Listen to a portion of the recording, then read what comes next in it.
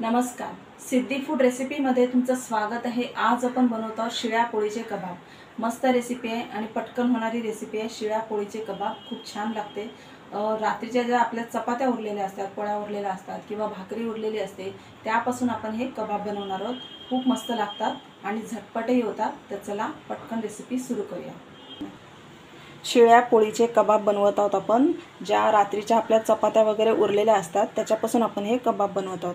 त्यासाठी मी इथे मूग भिजसे घातलेले आहेत। छोटी वाटी मूग आहेत, हिरवे मूग छोटी वाटी, ते मी भिजसे घातले होते। जवळजवळ 5 ते 6 तास झालेले आहेत, अधिक झाला असेल टाईम।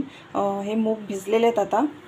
आता हे आपल्याला हे पाणी काढून टाकायचे आहे आणि मूग पुन्हा आपल्याला स्वच्छ धुवून घ्यायचे आहेत। आता मूग इथे आपण धुवून घेतलेत, पूर्ण पाणी काढून टाकले, 2 वेळा परत धुवून घेतले मी। आता पाणी काढून टाकले। हे मूग मिक्सरमध्ये घालायचे, आपल्याला हे वाटून घ्यायचे। इथे मूग आपण मिक्सरमध्ये काढून घेतलेले आहेत। आता हे वाटून घ्यायचे आहेत आपल्याला। यामध्ये आपल्याला 1 चमचा साखर घालायचे, थोडीशी कोथिंबीर घालत आहे, याच्यामध्ये मीठ घालत आहे मी चवीसाठी।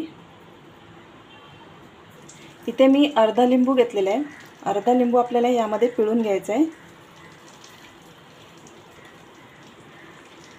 लिंबाचा रस आपण घेत आहोत, अर्ध्या लिंबाचाच रस घेत आहोत। आता हे आपल्याला मिक्सरमध्ये वाटून घ्यायचं आहे। थोडं जाडसर असेल तरी चालेल, पण बारीक झालं तरी चालेल। मिक्सरमध्ये वाटून घेऊया आपण। आता इथे मूग आपण मिक्सरमध्ये वाटून घेतलेले आहेत, बघू शकता। आता हे सर्व ना एका भांड्यात काढून घेऊया।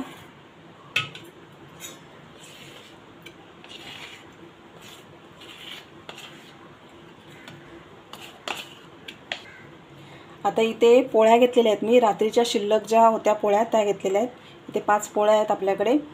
रात्रीच्या पोळ्या आहेत, राहिलेल्या होत्या त्या। जेमतेम 12 ते 14 तासापर्यंत ज्या पोळ्या उरलेल्या असतात त्या तुम्ही वापरू शकता। जास्त पण शिळ्या अगदी 24 तासापर्यंतच्या वापरायच्या नाहीत, तशा चपात्या काय खराब होत नाहीत, जास्त वेळ टिकतात।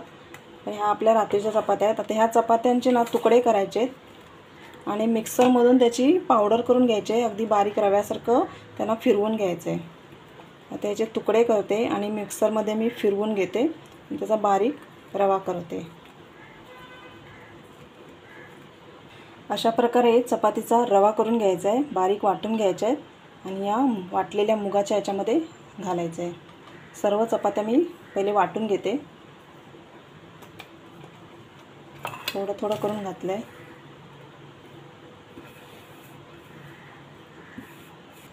आता इथे आपण चपात्या वाटून घेतलेल्या आहेत, पोळ्या आपल्या, आणि हिरव्या मुगाचे जे वाटण आहे ते पण वाटून घेतलेलं आहे। ते दोन्ही एकत्र करायचं आहे। मिक्सरचं भांडं घेतलेलं आहे, मिक्सरमध्ये आपल्याला आला, लसूण आणि मिरचीचं वाटण करायचं आहे। आपण पोळी आणि मुगाची डाळ एकत्र करून घेतलेली आहे, मूग वाटलेले। आता आपण याच्यामध्ये पेस्ट करून घेऊया।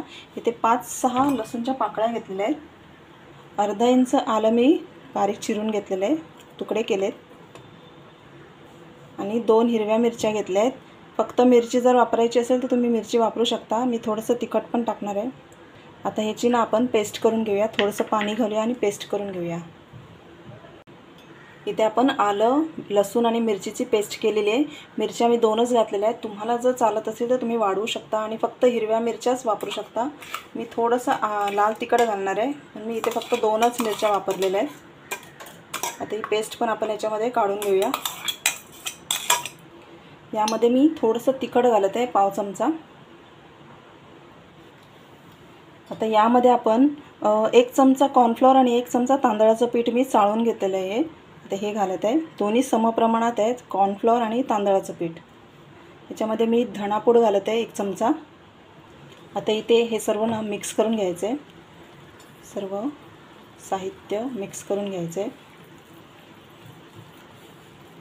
याच्यामध्ये पाणी घालायची गरज नाही आहे, कारण आपण मूग वाटलेले आहेत, मुगाला ओलसरपणा असतो, वरून आपली पोळी पण थोडी ओलसर असतेच, पोळी नरम असते, त्याच्यामुळे तो पटकन पीठ नरम होणारच। तर हे सुकं पीठ नाही आहे, बघा पटकन मळलं गेलं, ते एकत्र झालं आहे। आता याच्यामध्ये ना मीठ आपण आधी टाकलेलं आहे मुगामध्ये, पण तरी तुम्ही टेस्ट थोडीशी चव घेऊन बघा आणि ॲडजस्ट करा मीठ, कारण मीठ कुठेतरी कमी जास्त होऊ शकतं।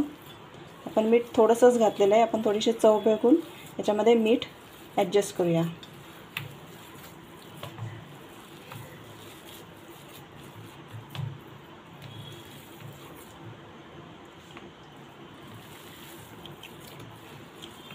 थोडंसं मीठ घालत आहे मी याच्यामध्ये,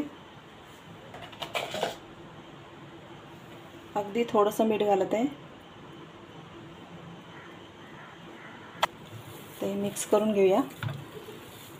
आणि याचे तुम्हाला जसे पाहिजे तसे तुम्ही आकार देऊन हे करू शकता, कबाब बनवू शकता. आपण हे चपट्या आकाराचेच बनवणार आहोत.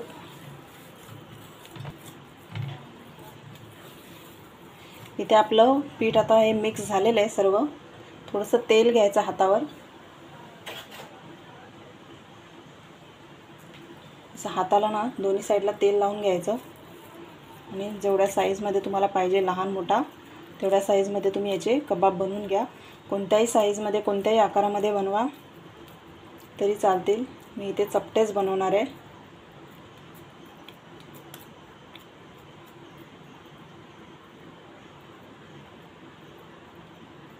अशा प्रकारे चपट्या आकाराचे आपण हे कबाब बनवून घेतलेत.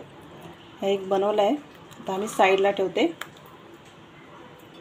अशाच प्रकारे मी बाकीचे पण बनवून घेते सर्व कबाब. कोणत्याही आकाराचे तुम्ही बनवू शकता. अतिशय सोपी रेसिपी आहे आणि खूप छान लागते, टेस्टी आहे.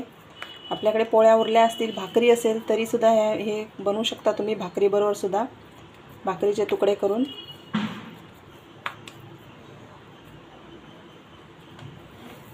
काही वेस्ट होत नाही आणि कमी साहित्यामध्ये इतके छान रेसिपी बनते. घरच्या आपल्या कमी साहित्यामध्ये, काही बाहेरचं वेगळं आणायची गरज नाही आहे. आता हे सर्व आपण आधी बनवून घेऊया. इथे आपले सर्व कबाब बनवून झालेले आहेत, सर्व तयार झालेले आहेत. आता आपण हे फ्राय करून घेऊया. इथे पॅनमध्ये मी तेल गरम करायला ठेवलं आहे. तुम्ही डीप फ्राय करू शकता किंवा शॅलो फ्राय पण करू शकता तुम्ही. हे मी इथे डीप फ्राय म्हणजे पॅनमध्ये फ्राय करून घेणार आहे कबाब. अगदीच कढई वगैरे ठेवली नाही आहे. आता आपलं तेल मिडियम गॅसवर हे झालेलं आहे, गरम झालेलं आहे. त्याच्यामध्ये मी एक एक कबाब ठेवते.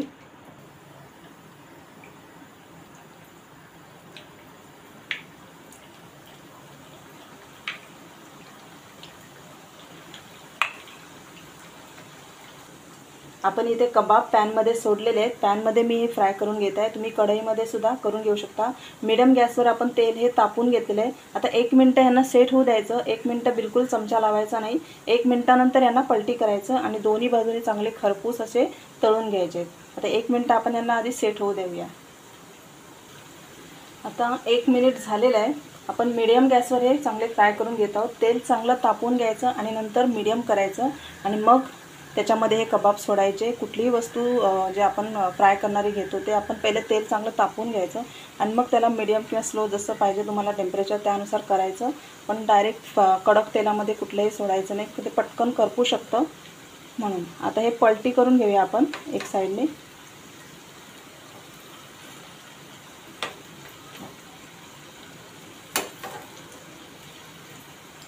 पटकन फ्राय होतात ते.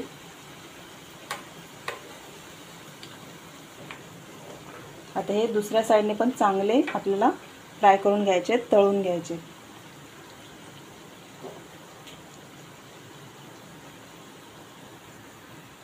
आता आपले हे कबाब दोन्ही साईडने चांगले फ्राय झालेले आहेत. दोन्ही बाजूने मी फ्राय करून घेतलेले आहेत. स्लो टू मिडियम गॅसवरच हे फ्राय करायचे, फास्ट गॅसवर फ्राय करायचे नाही तर करपू शकतात. आता आपण हे काढून घेऊया, तेल नितळून घेऊया. आणि आता इथे मी पहिल्या बॅचमध्ये जे कबाब घातले होते तळायला ते काढून घेतलेले आहेत. आता हे दुसरे जे आहेत उरलेले ते पण घालून घेते. आणि हे पण दोन्ही साईडने आपल्याला तळून घ्यायचे. जास्त तळायला वेळ लागत नाही, कारण ह्याच्यामध्ये आपल्याला काय पोळी आहे, चपाती आहे आणि मूग आहे. मूग तर आपण कच्चे पण खातो, त्याच्यामुळे जास्त काही तळायचं नाही. याच्यामध्ये आपण वेगळं असं काही टाकलेलं नाही आहे, त्यामुळे तळायला काही वेळ लावायचा नाही, जास्त वेळ द्यायचा नाही. आणि स्लो टू मिडियम गॅसवरच तळायचं, फास्ट गॅसवर तळायचं नाही. चेक करायचं, कारण करपू शकतात, खालून काळे होऊ शकतात म्हणून. आता हे मी दोन्ही बाजूने चांगले हलक्या ब्राऊन कलरवर तळून घेते. आपले इथे शिळ्या पोळीचे कबाब तयार झालेले आहेत। खूप छान झालेले आहेत, खूप मस्त झालेले आहेत कबाब।